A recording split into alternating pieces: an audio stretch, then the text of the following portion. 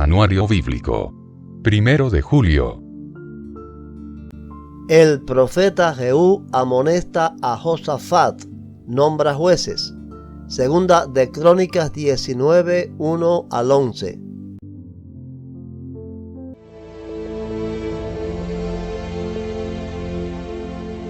Cuando el rey Josafat de Judá regresó a salvo a Jerusalén, Jehú, hijo de Hananí el vidente, salió a recibirlo.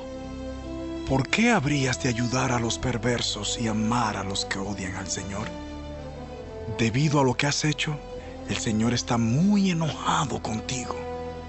Sin embargo, hay algo bueno en ti, porque quitaste los postes dedicados a la diosa Acera por todo el territorio y has decidido buscar a Dios. Josafat vivía en Jerusalén, pero solía salir a visitar a su gente y recorría el territorio desde Beerseba hasta la zona montañosa de Efraín para animar al pueblo a que volviera al Señor, Dios de sus antepasados. Nombró jueces en las ciudades fortificadas por toda la nación y les dijo: piensen siempre con cuidado antes de pronunciar juicio. Recuerden que no juzgan para agradar a la gente, sino para agradar al Señor. Él estará con ustedes cuando entreguen el veredicto para cada caso. Teman al Señor y juzguen con integridad, porque el Señor nuestro Dios no tolera que se tuerza la justicia, ni que se muestre parcialidad, ni que se acepte el soborno. En Jerusalén, Josafat nombró a algunos de los levitas y de los sacerdotes y de los jefes de clanes de Israel para que sirvieran como jueces en casos relacionados con las ordenanzas del Señor y en los conflictos civiles. Estas fueron las instrucciones que les dio. Ustedes deben actuar siempre con el temor del Señor, con fidelidad y con un corazón íntegro. Cada vez que les llegue un caso de sus compatriotas que viven en ciudades distantes, ya sea de asesinato o de alguna otra violación de las leyes, los mandatos, los decretos y las ordenanzas de Dios, deben advertirles que no pequen contra el Señor, para que no se enoje con ustedes ni con ellos. Procedan así y no serán culpables. Amarías, el sumo sacerdote, tendrá la última palabra en todos los casos que tengan que ver con el Señor. Zebadías, hijo de Ismael, jefe de la tribu de Judá, tendrá la última palabra en todos los casos civiles. Los levitas los ayudarán a asegurarse de que se haga justicia. Anímense y cumplan con sus deberes, y que el Señor esté con todos los que hacen lo correcto.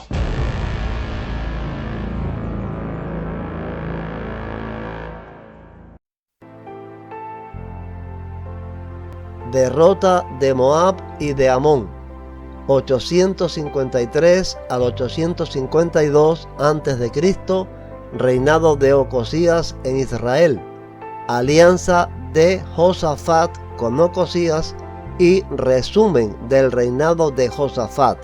Segunda de Crónicas 21 al 37 y Primera de Reyes 22, 45 al 53.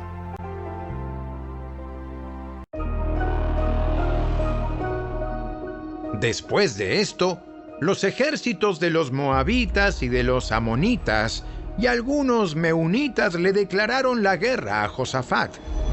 Llegaron mensajeros e informaron a Josafat: un enorme ejército de Edom marcha contra ti desde más allá del Mar Muerto. Ya está en Hazezón Tamar. Este era otro nombre para En-Gadi. Josafat quedó aterrado con la noticia y le suplicó al Señor que lo guiara. También ordenó a todos en Judá que ayunaran. De modo que los habitantes de todas las ciudades de Judá fueron a Jerusalén para buscar la ayuda del Señor.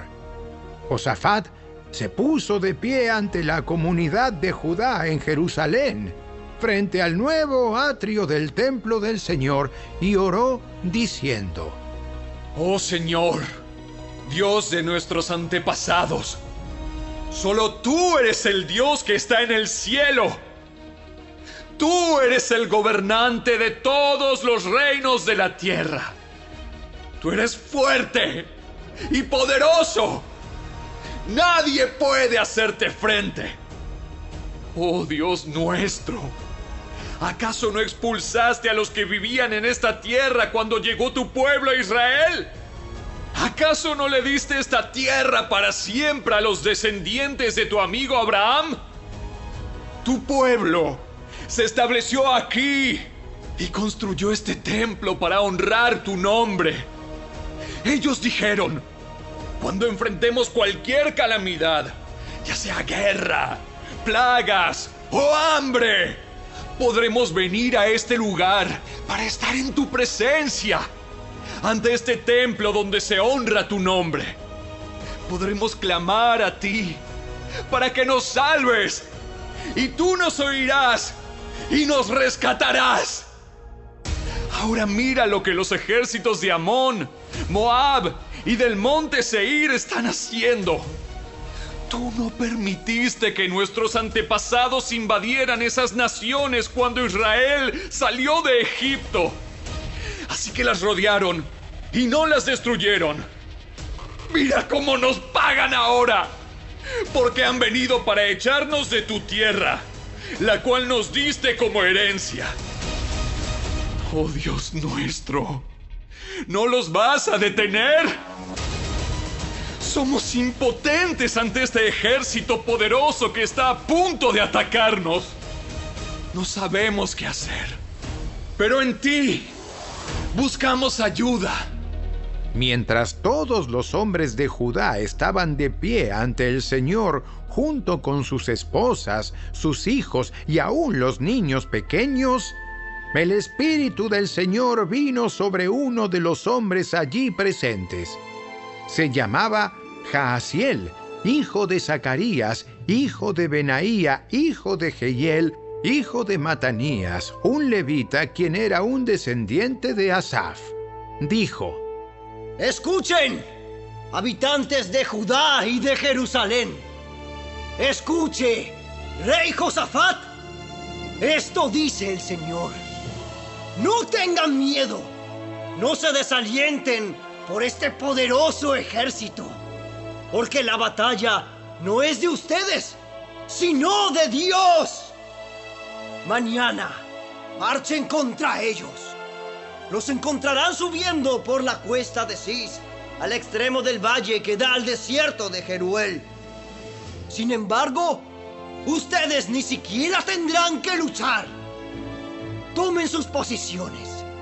Luego quédense quietos y observen la victoria del Señor. Él está con ustedes, pueblo de Judá y de Jerusalén. No tengan miedo ni se desalienten. Salgan mañana contra ellos, porque el Señor está con ustedes. Entonces el rey Josafat se inclinó rostro en tierra, y todo el pueblo de Judá y de Jerusalén hizo lo mismo en adoración al Señor. Después los levitas de los clanes de Coat y de Coré se pusieron de pie para alabar a viva voz al Señor, Dios de Israel. Temprano, a la mañana siguiente, el ejército de Judá salió al desierto de Tecoa. De camino, el rey Josafat se detuvo y dijo: Escúchenme, habitantes de Judá y de Jerusalén. Crean en el Señor su Dios y podrán permanecer firmes. Créanles a sus profetas y tendrán éxito. Después de consultar con el pueblo, el rey nombró cantores que caminaran delante del ejército cantando al Señor y alabándolo por su santo esplendor. Esto es lo que cantaban: Den gracias al Señor, su fiel amor perdura para siempre. Cuando comenzaron a cantar y a dar alabanzas, el Señor hizo que los ejércitos de Amón, de Moab y del monte Seir comenzaran a luchar entre sí. Los ejércitos de Moab y de Amón se volvieron contra sus aliados del monte Seir y mataron a todos y a cada uno de ellos. Después de destruir al ejército de Seir, empezaron a atacarse entre sí, de modo que cuando el ejército de Judá llegó al puesto de observación en el desierto, no vieron más que cadáveres hasta donde alcanzaba la vista. Ni un solo enemigo había escapado con vida. El rey Josafat y sus hombres salieron a recoger el botín. Encontraron una enorme cantidad de objetos, vestidos y otros artículos valiosos, más de lo que podían cargar. Había tanto botín que les llevó 3 días solo para juntarlo. Al cuarto día se reunieron en el Valle de la Bendición, el cual recibió ese nombre aquel día porque allí el pueblo alabó y agradeció al Señor. Aún se conoce como Valle de la Bendición hasta el día de hoy. Luego, todos los hombres volvieron a Jerusalén, con Josafat a la cabeza, rebosando de alegría porque el Señor les había dado la victoria sobre sus enemigos. Entraron a Jerusalén al son de arpas, liras y trompetas, y se dirigieron al templo del Señor. Cuando todos los reinos vecinos oyeron que el Señor mismo había luchado contra los enemigos de Israel, el temor de Dios se apoderó de ellos. Así que el reino de Josafat tuvo paz, porque su Dios le había dado descanso por todo el territorio. De manera que Josafat gobernó la tierra de Judá. Tenía 35 años cuando subió al trono y reinó en Jerusalén 25 años. Su madre era Azuba, hija de Sili. Josafat fue un buen rey, quien siguió los caminos de su padre Asa. Hizo lo que era agradable a los ojos del Señor. Sin embargo, durante su reinado no quitó todos los santuarios paganos, y la gente nunca se comprometió por completo a seguir al Dios de sus antepasados. Los demás acontecimientos del reinado de Josafat, desde el principio hasta el fin, están registrados en el registro de Jehú, hijo de Ananí, el cual está incluido en el libro de los reyes de Israel. Tiempo después, Josafat, rey de Judá, hizo una alianza con el rey Ocosías de Israel, quien era un hombre muy perverso. Juntos construyeron una flota de barcos mercantes en el puerto de Esión-Geber. Luego Eliezer, hijo de Dodaba, de Maresa, profetizó contra Josafat y le dijo: Por haberte aliado con el rey Ocosías, el Señor destruirá tu labor.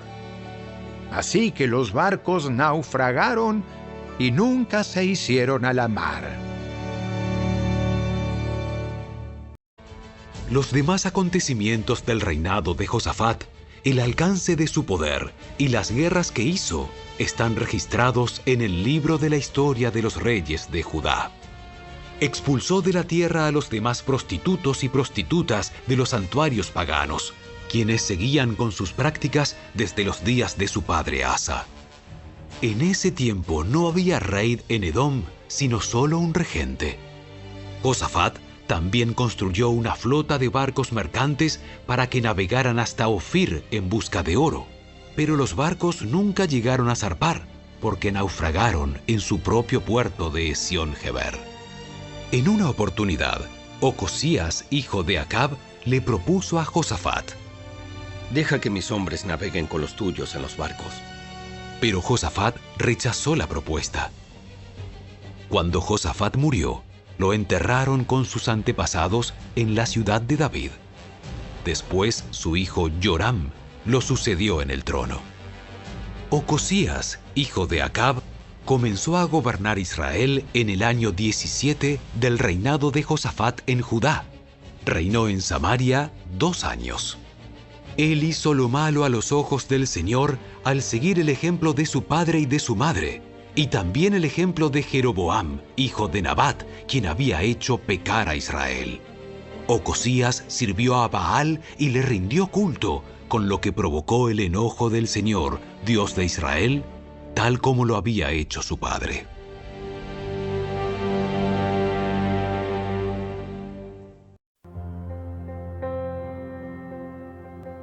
Muerte de Ocosías. Elías sube al cielo y Eliseo sucede a Elías. Segunda de Reyes 1:1 al 2:18.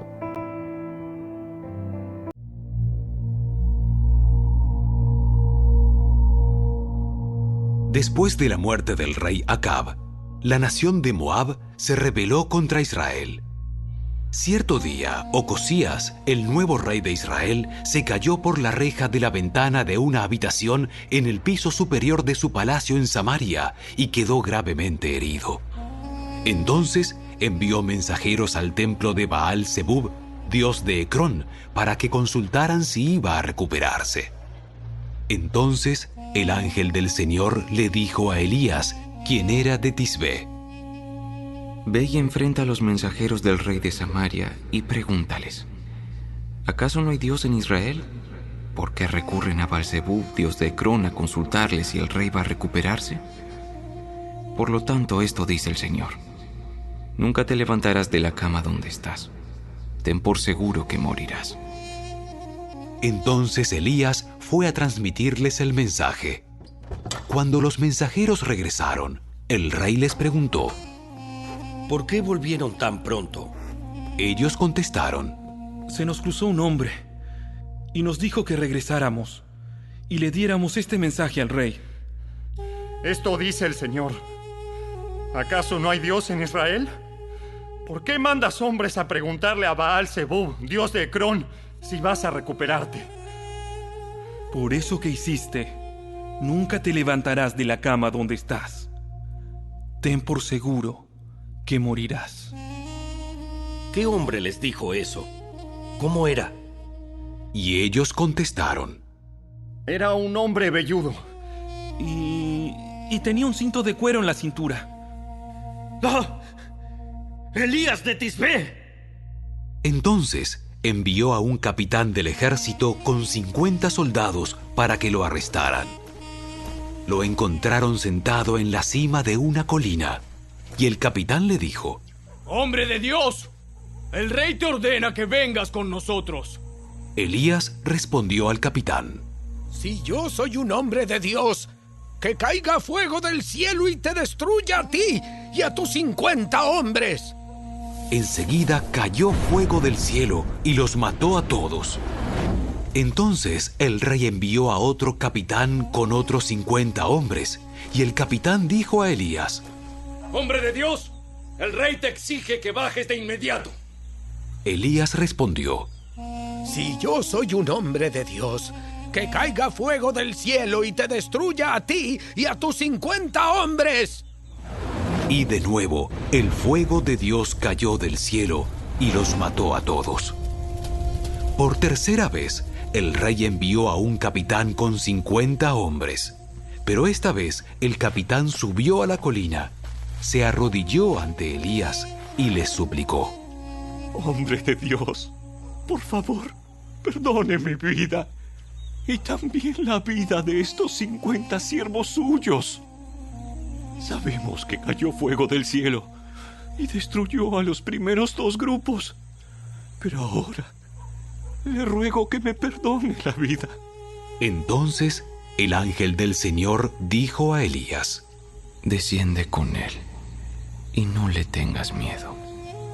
Así que Elías se levantó y fue con el capitán a ver al rey. Así que Elías dijo al rey: esto dice el Señor: ¿por qué enviaste mensajeros a Baal-Zebub, dios de Ecrón, a preguntarle si te recuperarías? ¿Acaso no hay Dios en Israel para contestar tu pregunta? Ahora, Porque hiciste esto, nunca te levantarás de la cama donde estás. Ten por seguro que morirás. Así que Ocosías murió como el Señor lo había anunciado por medio de Elías. Dado que Ocosías no tenía ningún hijo que reinara en su lugar, su hermano Joram lo sucedió en el trono. Esto ocurrió en el 2.º año del reinado de Joram, hijo de Josafat, rey de Judá. Los demás acontecimientos del reinado de Ocosías y todo lo que él hizo están registrados en el libro de la historia de los reyes de Israel.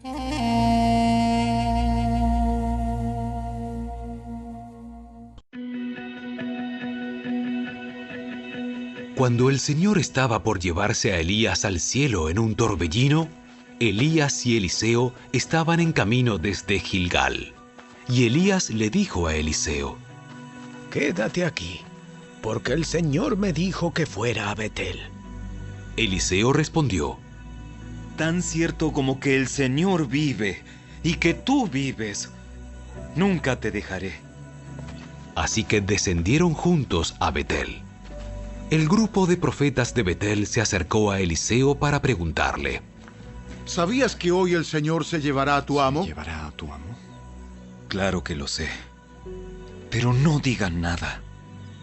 Entonces Elías le dijo a Eliseo: Quédate aquí, porque el Señor me dijo que fuera a Jericó. Pero Eliseo le respondió de nuevo: Tan cierto como que el Señor vive y que tú vives, nunca te dejaré. Así que continuaron juntos a Jericó. Después el grupo de profetas de Jericó se acercó a Eliseo para preguntarle: ¿Sabías que hoy el Señor se llevará a tu amo? Claro que lo sé, pero no digan nada. Entonces Elías le dijo a Eliseo: Quédate aquí, porque el Señor me dijo que fuera al río Jordán. Pero una vez más, Eliseo respondió: Tan cierto como que el Señor vive y que tú vives, nunca te dejaré. Así que siguieron juntos. 50 hombres del grupo de profetas también fueron y observaron de lejos cuando Elías y Eliseo se detuvieron junto al río Jordán. Luego Elías dobló su manto y con él golpeó el agua. El río se dividió en dos y ambos cruzaron sobre tierra seca. Cuando llegaron al otro lado, Elías le dijo a Eliseo: Dime qué puedo hacer por ti antes de ser llevado. Te pido que me permitas heredar una doble porción de tu espíritu y que llegue a ser tu sucesor. Has pedido algo difícil. Si me ves en el momento en que sea llevado de tu lado, recibirás lo que pediste. Pero si no me ves, no lo recibirás. Mientras iban caminando y conversando, de pronto apareció un carro de fuego tirado por caballos de fuego. Pasó entre los dos hombres y los separó, y Elías fue llevado al cielo por un torbellino. Eliseo lo vio y exclamó: ¡Padre mío! ¡Padre mío! Veo los carros de Israel con sus conductores. Mientras desaparecían de su vista, rasgó su ropa en señal de angustia. Entonces Eliseo tomó el manto de Elías, el cual se había caído cuando fue llevado, y regresó a la orilla del río Jordán.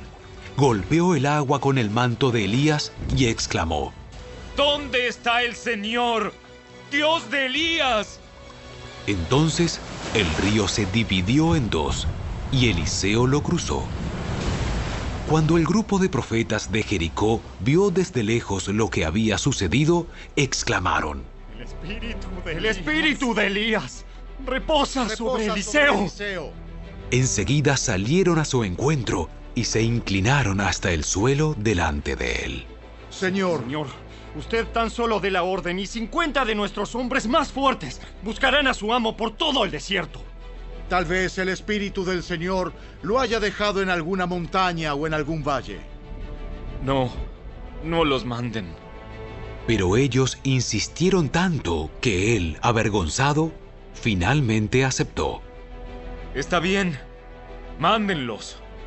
Así que 50 hombres buscaron a Elías durante 3 días, pero no lo encontraron. Eliseo aún estaba en Jericó cuando los hombres regresaron. ¿Acaso no les dije que no fueran?